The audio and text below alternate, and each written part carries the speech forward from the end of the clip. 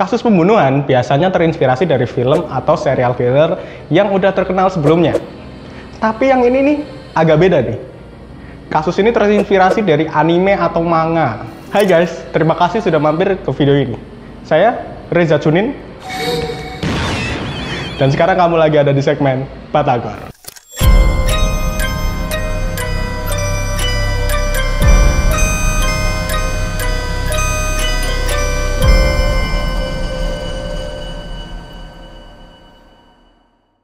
Hari ini kita akan ngulik kasus pembunuhan yang bikin para wibu merinding. Entah merinding takut atau merinding happy ya, karena suka gurih-gurih gitu kan. Kasus ini berawal di sore hari pada tanggal 28 September tahun 2007.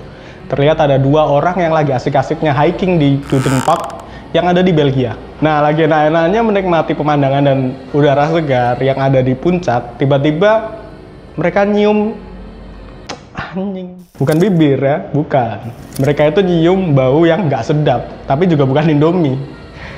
Bukan sedap, bukan Indomie, apa dong, Sarimi. Wah, baunya busuk banget. Nah, kirain bau kentut temennya kan. Jadi mereka tuduh-tuduhan. Ya kali kentutku, kayak bangkai anaconda. Akhirnya dicarilah di mana bau tersebut berasal kan. Tahu nggak mereka nemuin apa? Jasad manusia, cuy. Biasanya kalau pembunuhan itu kan sebisa mungkin ditutup-tutupin dan nggak ninggalin jejak ya. Nah, beda nih sama yang ini. Nah, jadi di deket tubuhnya itu ada dua lembar kertas yang isinya tuh sama. Ada tulisan yang pakai huruf Romawi, bunyinya Watashi wa Kira desu. Sudah dipastikan dia wibu. Yang artinya apa? Namaku adalah Kira. Nah, buat kalian penggemar anime atau manga, pasti langsung ngeh kan? Kira itu julukan atau alias dari karakter utama serial manga dan anime Death Note. Kalau di serial Death Note-nya, Kira ini punya kekuatan dewa kematian dengan menggunakan buku catatan yang disebut Death Note. Dia bakal nulis nama orang di buku itu, kemudian orang yang ditulis namanya bakal mati seketika. Kalimat Watashi wa Kira desu itu adalah quote dari Kira sebagai semacam pengakuan di akhir ceritanya itulah. Boku ga Kira da. Nah, balik ke kasus yang tadi ya. Setelah kejadian penemuan mayit, polisi langsung menangani kasus tersebut. Dipastikan kalau potongan tubuh mayat tersebut adalah milik orang kulit putih yang diperkirakan berumur 20-30 tahun. Potongan tubuhnya tuh nggak biasa, guys. Kalian pernah lihat nggak sih orang yang motong ayam sampai benar-benar clean cut gitu, fillet gitu? Nah, itu tuh yang kayak gini. Jadi badannya tuh dipotong presisi banget. Awalnya sih polisi tuh bilang kalau kemungkinan korbannya meninggal belum sampai 48 jam. Tapi berubah pikiran karena bisa aja mayatnya itu dibukukan dulu sebelum ditinggalin di taman kan. Lokasi penemuannya ini nggak kalah menarik, guys. Letaknya itu ada di Duden Park yang deket banget sama titik tertinggi di Brussels. Muncullah spekulasi bahwa lokasi ini bersifat simbolis, mengingat Kira ini kan digambarkan sebagai dewa kematian ya. Kalau di Indonesia tuh mungkin udah dinamain tempat keramat kali ya. Terus dijadiin usaha pungli buat wisatawan yang mau ngerasain sensasi horor di TKP. Uang. Awalnya polisi itu menduga sebenarnya ini tuh ulah mahasiswa kedokteran yang iseng. Karena potongan yang presisi dan kasus pembunuhan ini terjadi bertepatan dengan mulainya tahun ajaran baru di Belgia. Mungkin ada yang ngambil bagian tubuh di kelas atau di kamar mayat, terus dibuat seolah-olah terjadi pembunuhan.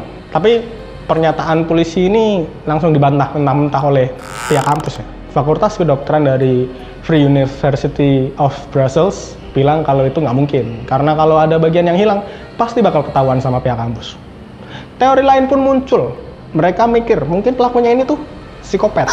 Nah, mereka mengaitkan kasus ini dengan kasus Garbage Bag Killings di tahun 1996 sampai 1997 yang menewaskan 5 wanita di Belgia. Ini juga kasus yang belum terpecahkan di Belgia.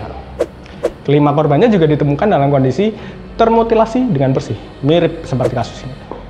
Nah, tapi sayangnya nggak ada petunjuk lain yang bisa menghubungkan kasus ini dengan Garbage Bag Killing. Bahkan nggak ada laporan orang hilang yang cocok sama deskripsi korban. Selama 3 tahun, kasus yang belum terpecahkan ini pun akhirnya menemukan titik terang. Di tanggal 20 September 2010, surat kabar Belgia Le Soir ngabarin kalau polisi federal Belgia udah nangkep 4 orang tersangka terkait kasus tersebut. Polisi berhasil melacak keberadaan tersangka setelah menemukan jejak beras sepanjang 50 meter yang mengarah ke simbol Jepangan yang digambar dengan menggunakan beberapa tanaman gitu. Dan ternyata jejak itu emang ditinggalin sama pelaku.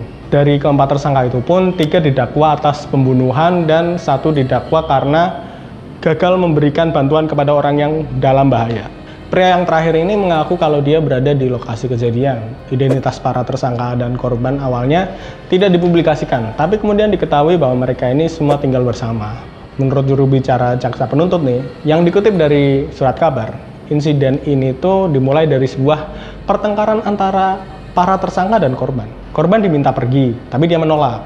Nah, pertengkaran itu kemudian berubah menjadi perkelahian fisik yang akhirnya mengakibatkan kematian korban. Salah satu tersangka mengaku motivasinya membunuh korban itu karena kesel aja melihat korban terus-terusan di rumahnya. Jadi beban gitu. Dia mukul korban bersama yang lain, terus mukulinya sampai meninggal gitu, digebukin. Setelah korban meninggal, mereka bawa tubuhnya ke ruang bawah tanah. Di sana mereka mencoba melarutkan tubuh korban menggunakan larutan pembersih sambil nonton Death Note. Nah, ketika mereka kembali ke ruang bawah tanah, beberapa hari kemudian, tubuh korban itu ternyata nggak ada perubahan. Akhirnya mereka mutusin buat motong-motong tubuhnya jadi 8 atau 9 bagian. Mereka kemudian membuang potongan tersebut di tempat-tempat berbeda di Brussels. Terus gimana sama not Watashi wa Kirades yang ditinggalin di dekat tubuh korban? Menurut juru bicara jasa penuntut, para tersangka itu mutusin buat ninggalin catatan itu karena mereka ngefans aja sama manganya. Nggak ada alasan lain. Mereka ngelakuin itu cuman biar orang-orang takut sama kejadian tersebut. Dan bikin itu seolah-olah signature mereka. Asik. Identitas korban akhirnya diketahui. Dia bernama Sidi Larbi Ezwabairi. Pada bulan Juni 2013, 2 dari 4 tersangka, yaitu Sidi Muhammad Atir dan Abdes Samad Azmi, dinyatakan bersalah dan dijatuhi hukuman 20 tahun penjara. Tersangka ketiga, Zakaria Ben Naiza, dinyatakan bersalah dan dijatuhi hukuman 23 tahun. Kasus ini tuh menimbulkan perdebatan ya guys saat itu. Ada yang bilang kalau Death Note ini menginspirasi dan mengglorifikasi pembunuhan. Tapi banyak juga yang menganggap karya fiksi ini nggak mendorong seseorang buat ngelakuin kejahatan. Kecuali dari merekanya aja udah duluan punya kecenderungan melakukan tindakan kriminal kan. Kadang emang nyalahin media hiburan kayak gini tuh bisa jadi cuman buat kambing hitam aja. Soalnya nyalahin media hiburan atau tontonan bisa bikin orang ngehindarin masalah yang lebih kompleks lagi, kayak kesehatan mental, narkoba, KDRT, atau fakta kalau di dunia ini tuh emang ada orang-orang yang punya pikirannya kacau dan mampu buat ngelakuin hal-hal jahat gitu. Segitu dulu ya guys, ketemu lagi next episode.